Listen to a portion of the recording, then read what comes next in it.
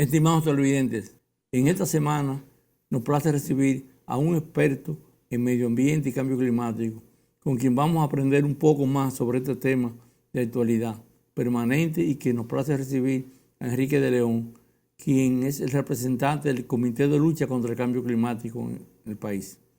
Bienvenido, Enrique. Muchas gracias, Oscar. Para la educación del televidente, fuera importante que tú nos dé como a conocer una cronología, digamos, de cuándo se comienza a notar en el planeta Tierra estos efectos de cambio climático, no exactamente referido a años, pero por lo menos en décadas aproximadas que uno pueda reseñar como una génesis del fenómeno mundial del cambio climático. Sí, con mucho gusto. El tema del cambio climático comenzó a surgir en la década del 40.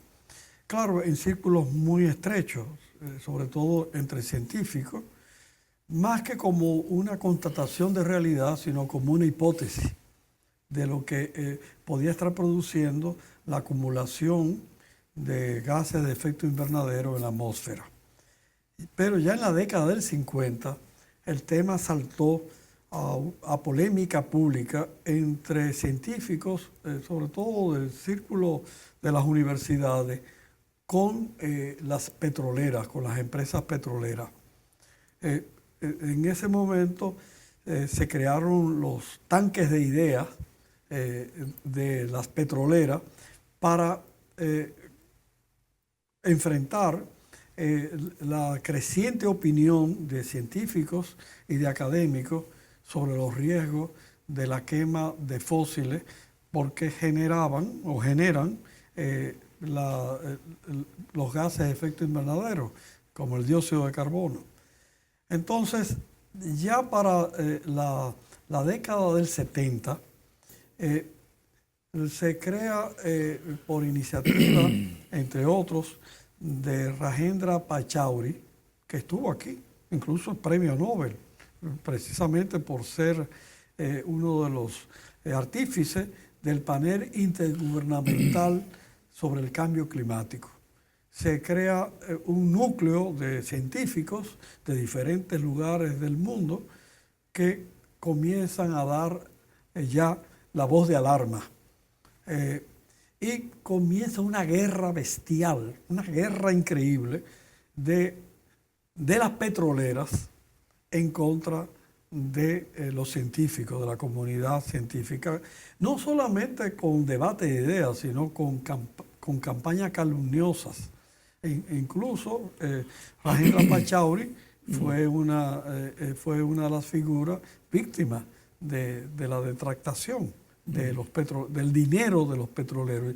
El lobby petrolero hizo un inmenso muro para que no se produjera un debate abierto y transparente sobre los efectos de la quema de los fósiles, es decir, del petróleo, es decir, el consumo del petróleo, del consumo del gas natural y del carbón, pero sobre todo del petróleo.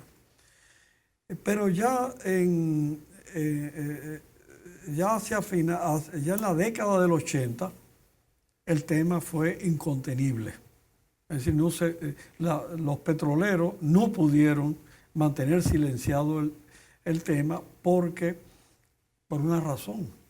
El cambio climático pasó de ser una hipótesis o una proyección a una realidad patente, con fenómenos que estaban fuera del comportamiento normal, ¿no? Incremento de los ciclones, por ejemplo, aquí en el país. Exacto, 10, los ciclones, 12, 15. Y el aumento de la temperatura, lo que estaba pasando en los polos, el hielo se está derritiendo. Y ya en la década del 90, el tema ya era conocido. Y es precisamente en el 2015 que se produce la COP de París, que ya es un reconocimiento formal del cambio climático, y se hace un acuerdo en el marco de las Naciones Unidas para enfrentar este problema. Eso fue en 1992.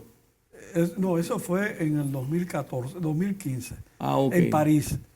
Incluso el presidente de la República en ese entonces estuvo en la conferencia Marco, Danilo Medina, mientras que él inauguraba aquí una planta de carbón que iba a incrementar en más de un 20% las emisiones de dióxido de carbono. De esas contradicciones que se producen en este país y en el mundo. Sí. Entonces, a partir del 2015, se han estado realizando todos los años las conferencias climáticas de las partes, ¿no? Sí. Es decir, de los diferentes países que suscribieron el acuerdo marco. Y se han estado discutiendo las metas y el cumplimiento de las metas para detener al cambio climático. Sí. Entonces, las diferentes COP, ya tenemos la COP29, que fue la que se celebró este año en Azerbaiyán, en Bakú. Las diferentes conferencias, las diferentes cumbres o COP, han atendido tanto la necesidad de reducir o de eliminar las causas del cambio climático, como también cómo adaptar las economías y la producción a las nuevas condiciones climáticas que están produciendo el cambio climático. Tienen esos dos enfoques. Por un lado, la mitigación de la causa, pero por otro lado, cómo adaptar a las sociedades, la producción, a las nuevas condiciones del clima. El balance es que efectivamente ha habido, hoy en día ya no se discute la existencia del cambio climático. Es decir, los negacionistas, bueno, Trump todavía, el presidente electo de los Estados Unidos, hace un año dijo eso, todavía dice que es un cuento chino. Sí, que eso es un invento.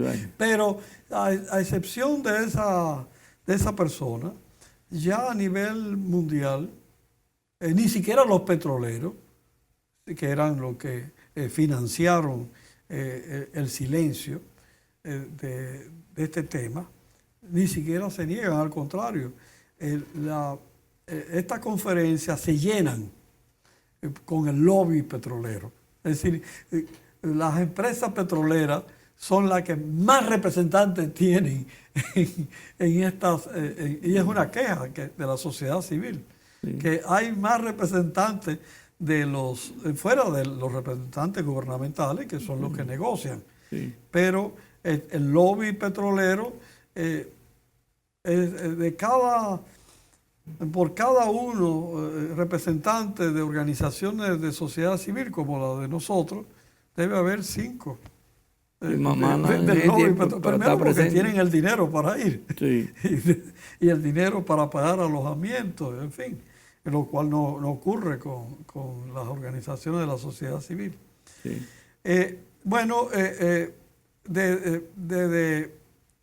Desde los años 80 ya esto es un tema que es público, que no fue posible seguir ocultándolo, especialmente por las grandes tragedias, la catástrofe que está produciendo el cambio climático, que cada vez es mayor.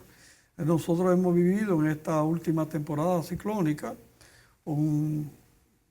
una temporada inusual.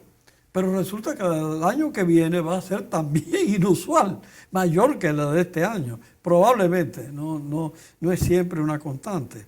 El incremento no es lineal, pero es muy probable. Y además nosotros estamos a expensas de recibir un par de ciclones en cualquier momento. No uno, un par de ciclones, como ocurrió con Puerto Rico hace unos años, que recibió primero el ciclón Lidia, y después a María. Y Puerto Rico desde entonces está luchando para recuperarse de los daños sufridos por estos dos fenómenos. Sí. Nosotros ya tuvimos un percance muy serio hace unos años, que fue una larga sequía, que ya la gente ha olvidado. Eso fue 14, antes de la pandemia. 15, 16, por ahí, en esos 3 años. Antes de la pandemia. Hace 17.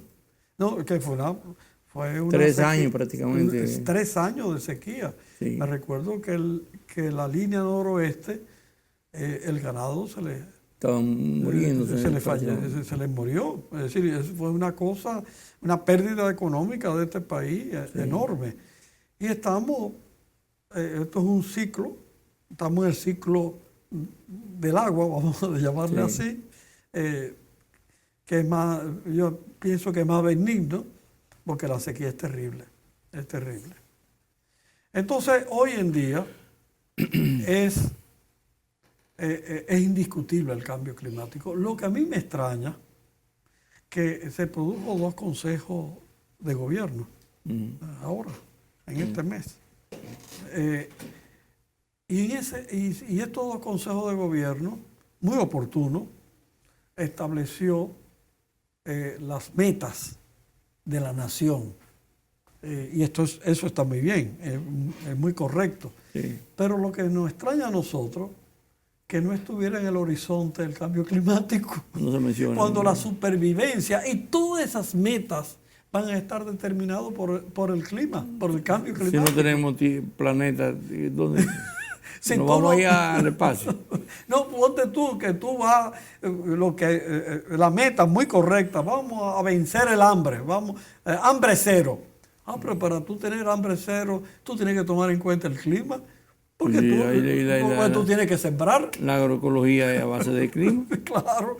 Entonces, ¿cómo es posible que este gobierno, que incluso ha tenido, el presidente Luis Abinader ha tenido un discurso a favor de la lucha contra el cambio climático y a favor de la transición energética, pero a la hora de establecer metas para el desarrollo del país, y unos 10 o 12 metas que planteó, omiten en el horizonte no está el cambio climático. Y salud, educación. Pero todo está determinado por el cambio climático. Por ejemplo, las enfermedades se han incrementado, sobre todo aquellas que dependen de vectores, del mosquito. Aquí no había malaria, ni no había malaria, ni tampoco, ¿cómo es? Había en los años 40, 30, pero aquí hace 30, 40 años que nadie mencionaba la eso. Malaria, Nosotros, Trujillo hizo desaparecer la malaria. Claro. Y ya tenemos malaria de nuevo. Y es por eso, porque el aumento de la temperatura incrementa, es decir, crea las condiciones para la reproducción de los vectores. De los mosquitos. Entonces, los mosquitos son los transmisores de estas enfermedades. Si los mosquitos viven y se multiplican, pues igual la enfermedad. Entonces, tú no puedes, es decir, nosotros le hacemos un llamado al gobierno a que tome en serio el cambio climático. Nosotros estamos reclamando, hemos propuesto que un 3% del Producto Bruto Interno se tome como un fondo para enfrentar las calamidades, la catástrofe por el cambio climático, muy especialmente en la agricultura. Porque quienes más sufren, el sector más vulnerable del cambio climático es la agricultura, porque la agricultura depende del clima por completo. Y los agricultores o aquellas personas que invierten en agricultura son los que ponen más en riesgo su capital, sea mucho o sea poco. Es decir, el pequeño agricultor que lo único que tiene es sus instrumentos de trabajo y un pedazo de tierra, como el gran inversor que tiene el hacendado o el agricultor moderno, ¿no? Sí. Igual su capital está a expensas del clima, y más en un sector que no está amparado por seguros. Porque esa es otra. En la agricultura el seguro es un lujo. Sí, no, muy poco. Apenas un 11% de los productores se afilian. Imagínense la estadística que tenemos. Pero hay que tomar en serio el cambio climático. No está claro. Y Porque no hay conciencia de que los productores todavía no tienen una conciencia del cambio. Cada vez más. Cada vez más. Que no es una eventualidad, que está ahí ya. Lo que no hacen es la relación. Pero los agricultores saben que la situación, bueno, sí, sufren una pérdida, que el clima no está comportándose como ellos lo percibían antes. Que había estacionalidad de la lluvia. En mayo era mes de la lluvia. No, por supuesto, no podían salir. Claro. Yo me acuerdo y que otra vez en yo esperaba mayo para poderme bañar. La primera agua de llave, el agua que caía de mayo, la primera lluvia. El primer buche. Para rejuvenecerse. O sea, pero mira, Enrique, esa misma línea, este comité de lucha que tú mencionas, que yo no conocía, contra el cambio climático, ¿cuándo se origina? ¿Quiénes lo conforman? Explícanos un poquito eso. Sí, bueno, nosotros nos formamos el 11 de septiembre del 2014, coincide con el 11 de septiembre, tengo fresca la fecha, porque el 11 de septiembre, se produjo el atentado contra las Torres Gemelas en Nueva York. Por eso tengo presente. Pero justamente el 11 de septiembre de 2014 se formó nuestro comité en una asamblea en el Colegio de Periodistas, ahí en el Centro de los Héroes. Sí. Y se produjo en una coyuntura donde se estaba preparando la COP del 2015, del cambio climático. Sí. Y se estaban produciendo grandes marchas a nivel de todo el mundo. Y a la misma vez, como una respuesta a la construcción de la central termoeléctrica Punta Catalina, de la construcción de Punta Catalina. Nuestro comité surgió por un lado para luchar contra el cambio climático, pero también para oponernos a la construcción de una mega planta como fue Punta Catalina a carbón, cuando el carbón es el fósil que más contaminante, no solamente con respecto a la salud, sino con respecto a la atmósfera, porque es que el carbón es la mayor fuente de dióxido de carbono. Pero hay un alegato, Enrique, el gobierno de Danilo Medina lo que alegó fue que en ese momento, cuando ya se planificó, que el gas estaba escaso, el costo era altísimo, y que ante la necesidad que el país tenía que incrementar el carbón. Yo me acuerdo que Bichara, en un panel que nosotros organizamos en la universidad, dijo, bueno, el que no se puede apiar se jondea. Decía que habían tenido que recurrir al carbón porque no había gas. No había pero eso no es cierto, Oscar. Eso fue una vil mentira. Apenas, ¿a cuántos kilómetros está Boca Chica de aquí? A 30 kilómetros. 25 kilómetros. Ahí AES tenía una concesión de gas, y todavía la tiene, sí. Que suplía toda la necesidad de Punta Catalina. Es más, Punta Catalina, las necesidades de gas de Punta Catalina representa apenas un 4% de la capacidad de desembarco de gas que tiene AES en Andrés, al lado de Boca Chica. Sí. Entonces que había todo el gas más. Nosotros hablamos con AES y AES nos dijo, el gerente de AES nos dijo que ellos le habían ofertado a Danilo Medina, al gobierno, el gas, a cambio, incluso que estaban dispuestos a construir a su costo, es decir, el gasoducto. Exacto, el gasoducto hasta Punta Catalina, con tal de que le compraran el gas a ellos. Contrato, sí. Es verdad que AES iba a vender ese gas a un precio, no lo iba a regalar, pero había gas y por supuesto el gas es mucho más eficiente que el carbón, es decir, se necesita menos gas tiene más poder calorífico que el carbón y por tanto tiene un costo menor. Pero Danilo Medina, como se ha comprobado, ya es un hecho histórico, la decisión de que esa planta fuera a carbón y no a gas no fue por un criterio técnico o por escasez. Se debió a que era a través del carbón, de hacer una planta de carbón con Odebrecht, podía tener los recursos para financiar su primera reelección. Eso es un hecho histórico. No, ya no podemos cambiar. Claro, se necesitaba la energía, la electricidad. Nosotros nunca nos opusimos a que existiera, se construyera una planta para producir energía. No, nosotros somos conscientes que incluso que lo hiciera el Estado, estábamos de acuerdo. Ahora, lo que no estábamos de acuerdo es que se hiciera con carbón. Incluso nosotros fuimos a los tribunales para oponernos al carbón por el daño que hace a la salud. Sí.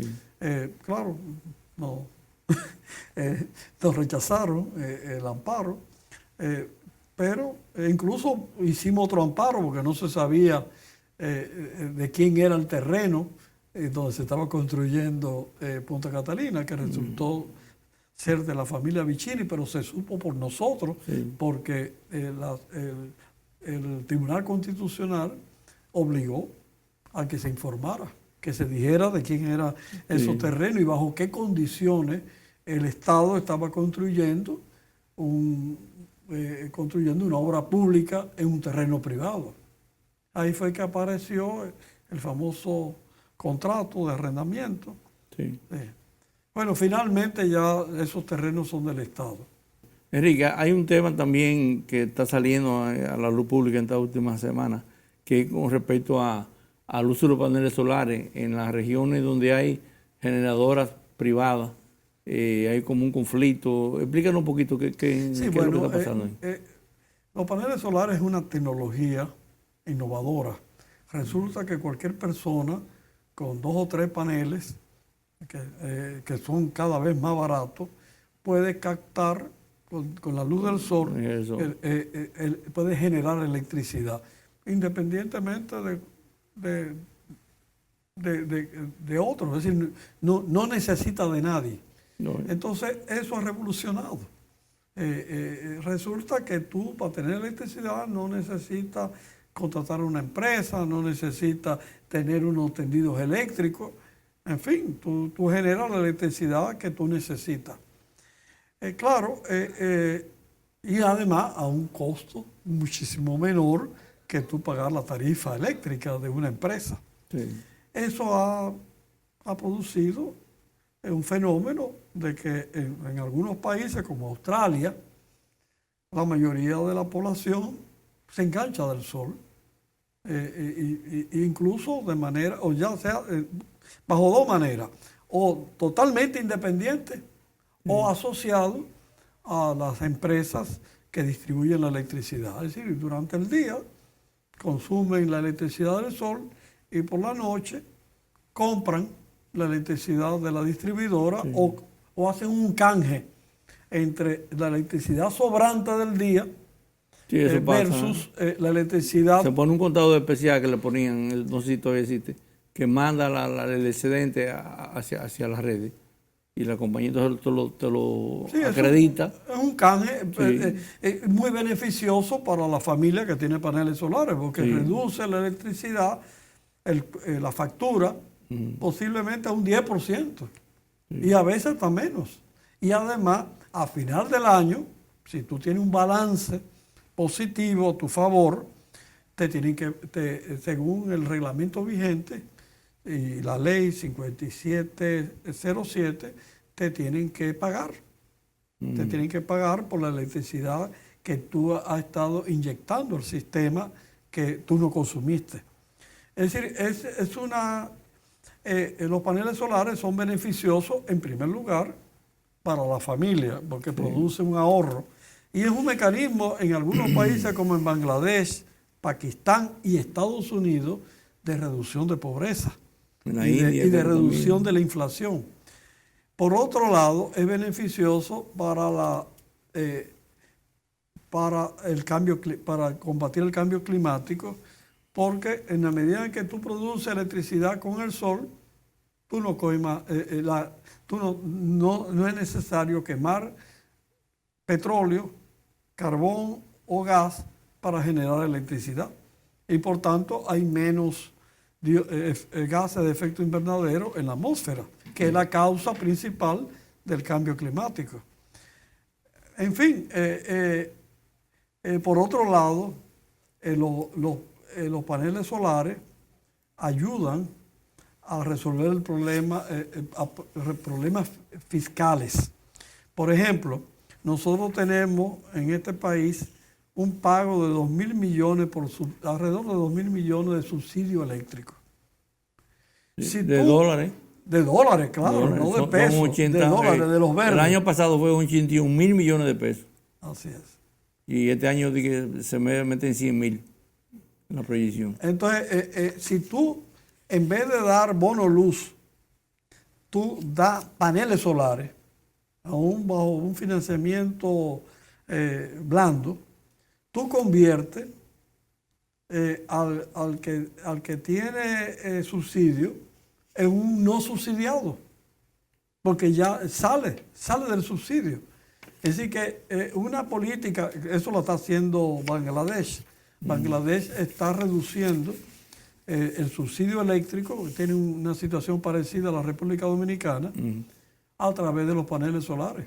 En vez de hacer lo que está haciendo el gobierno dominicano con el apoyo del Banco Mundial, de dar subsidio, de dar bono luz, que es un saco roto, sí. Lo que hacen es, lo está haciendo la India también ahora, es darle sobre todo a los consumidores del sector popular, en vez de darle un bono luz, ponerle paneles solares.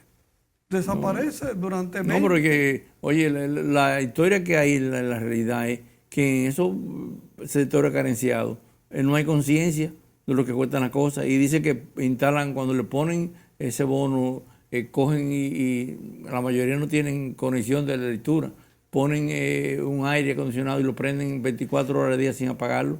Bueno, y dejan los bombillos prendidos el día entero. O sea, pero hay un despilfarro. Pero hay medidas para eso. Primero, no solamente tú pones el panel, sino tú creas una conciencia de la eficiencia energética. No digo, antes de tener paneles, así que ese es el modo vivendi, como dice que tienen ellos. Claro, porque si a mí no me cuesta nada la electricidad, sí, pongo lo que sea.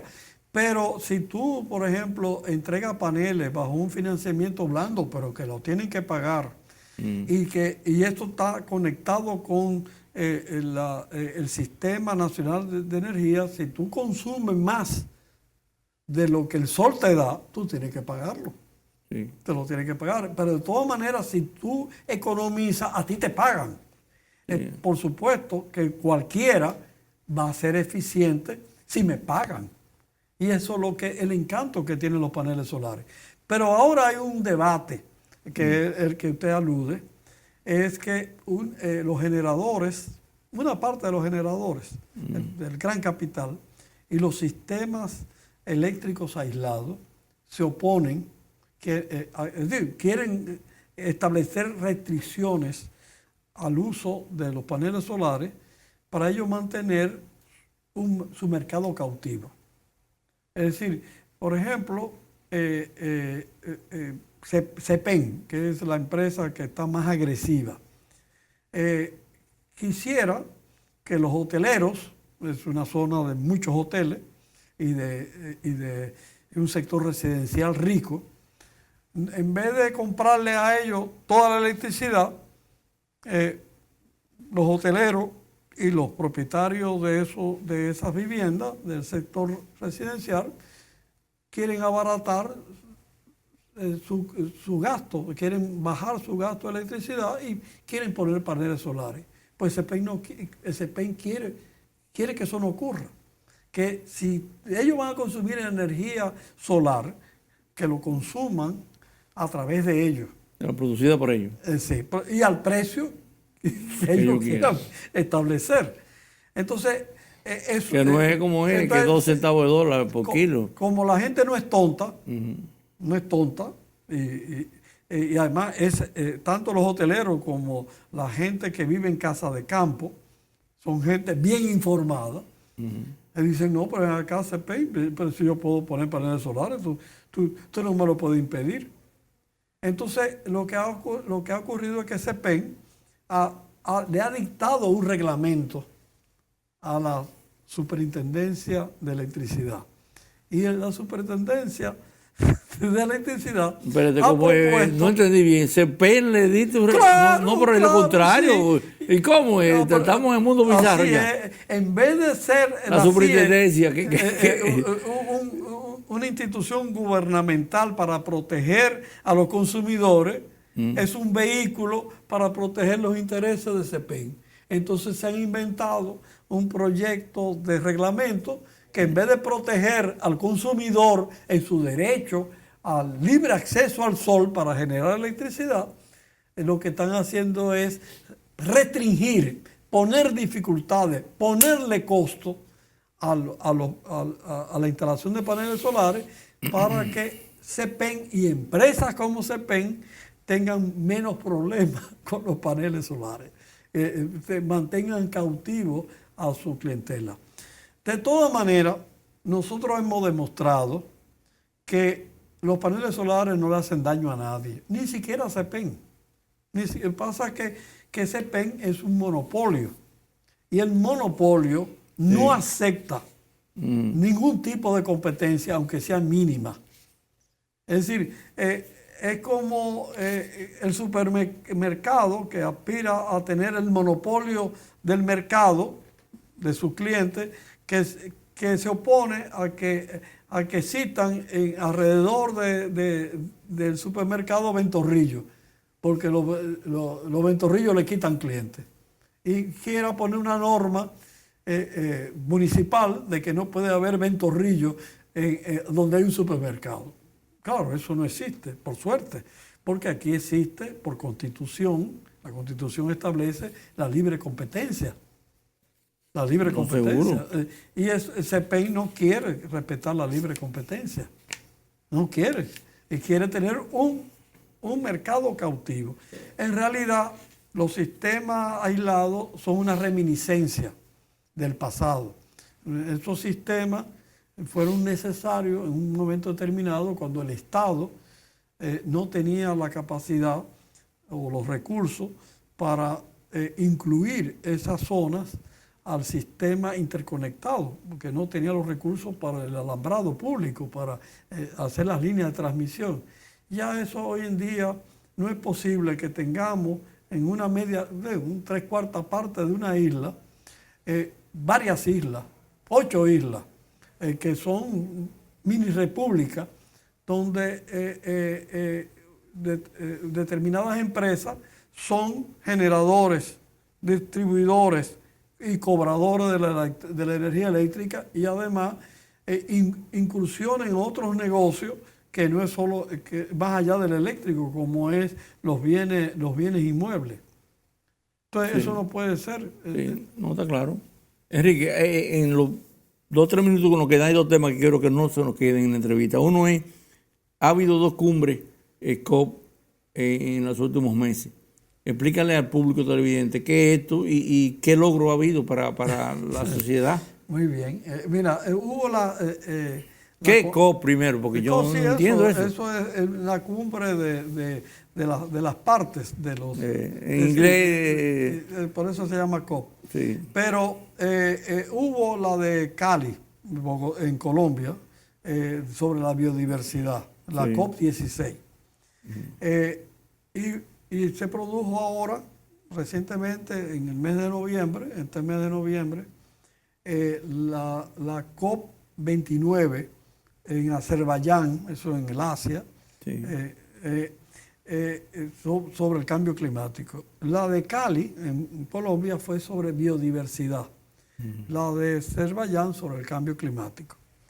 La COP16, bueno, las dos terminaron mal. La COP16 se tuvo que concluir sin ni siquiera una declaración. No hubo acuerdo final. Y la COP29 de Azerbaiyán, aunque terminó, fue una decepción porque dos acuerdos que fue el motivo de la COP no tuvieron los resultados esperados. Primero, no se determinó claramente el final del uso del petróleo, de los fósiles. Es decir, la causa del cambio climático es la quema de fósiles. Vamos a dejar enterrados los fósiles.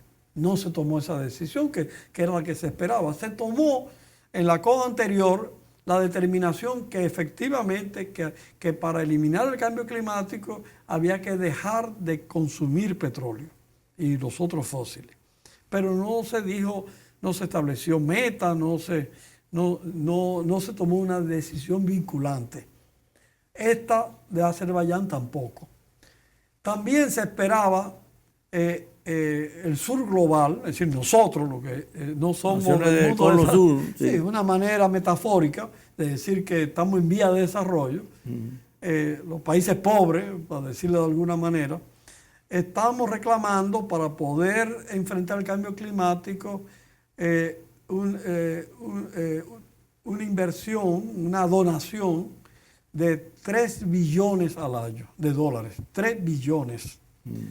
En cambio, lo que hizo Azerbaiyán, la COP de Azerbaiyán, fue decidir 300.000 millones de dólares al año de aporte, que es muy poco con respecto a los 3 billones. Sí. Y eso produjo un gran desencanto. Tú dirás, pero 3.000 millones de dólares es mucho dinero. Sí. Estoy de acuerdo. Pero no es suficiente, pero el problema es que además de no ser suficiente, desde el 2015 para acá, en cada cosa se establece cuotas y se establecen dinero que no acaban de... La gran queja es que no se materializan, sí, que se quedan en los papeles. En los papeles. Es más, nosotros, el dinero que ha llegado para combatir el cambio climático recientemente son préstamos que ha tomado este gobierno. Ya van 3 préstamos. Sí, el Banco Mundial, sí, a los órganos, no, incluso hasta al gobierno francés, uno de ellos. Sí. Bien, entonces la COP16, a pesar de que no tuvo un final feliz, con una declaración, se logró 2 cosas muy importantes, muy importantes. La primera fue exaltar y darle poder, es decir, ser no solamente a los estados, sino a las poblaciones indígenas y afrodescendientes. Porque se hizo un reconocimiento que los mayores defensores de la biodiversidad han sido esas 2 poblaciones, los indígenas y sobre todo los que viven en la selva y en los bosques, sí, y la población afrodescendiente, sobre todo que están en la costa. Es decir, nosotros, los hijos de los africanos. Entonces, no solamente se reconoció, sino que se le dio el mismo papel, el mismo estatus que los estados. Y eso es muy importante, porque los estados siempre están mediados por los intereses empresariales, ¿no? Los intereses económicos. En cambio, la población indígena y los afrodescendientes, su existencia está vinculada a la naturaleza. Es decir, los indígenas a la selva, al bosque, y los afrodescendientes al mar y a los recursos marino-costeros. Sí. Eso tiene una importancia capital para el futuro, para los acuerdos futuros. Y el otro acuerdo fue la genética. Resulta que las grandes empresas farmacéuticas hacen patentes de descubrimientos que ellos hacen, de estudio sobre cadena sobre la genética de plantas que, que terminan siendo esa genética beneficiosa porque ayudan a combatir determinadas enfermedades. Sí. Entonces, ¿qué ocurre? Que esas empresas utilizan nuestra biodiversidad, la del sur global, para conseguir conocimientos que representan dinero, mucho dinero. Y de ese dinero, que es inmenso, miles de millones de dólares, no llega un centavo a quienes tenemos la biodiversidad, que hace posible esos fármacos. Entonces, hubo un acuerdo. Hay que pasarle dinero a los países que tenemos y conservamos esa gran biodiversidad de esos productos, de esos fármacos. Sí. Y entonces no solamente dinero, sino que la información de esa cadena genética debe ser puesta también en conocimiento a nuestros países para que nosotros podamos producir esos fármacos. Sí.